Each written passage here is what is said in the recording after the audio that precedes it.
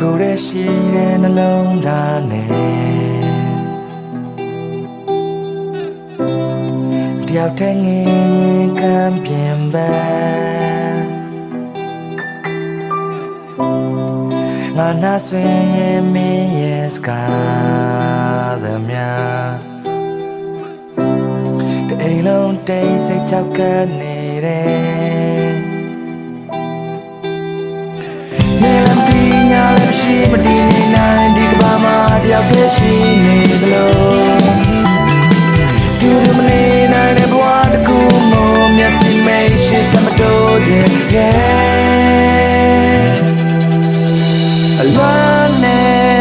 နောက်တစ်ခေါက်ကြုံနိုင်တယ်ဒီစိတ်နဲ့ကြာရှောင်းရင်တတိရတယ်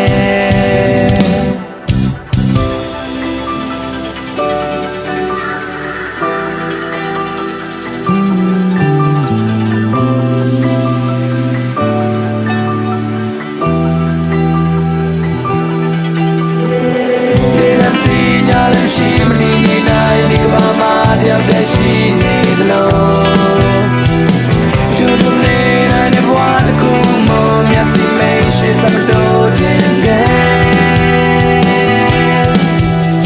အလားနဲ့နောက်တစ်ခါကြုံနိုင်တယ်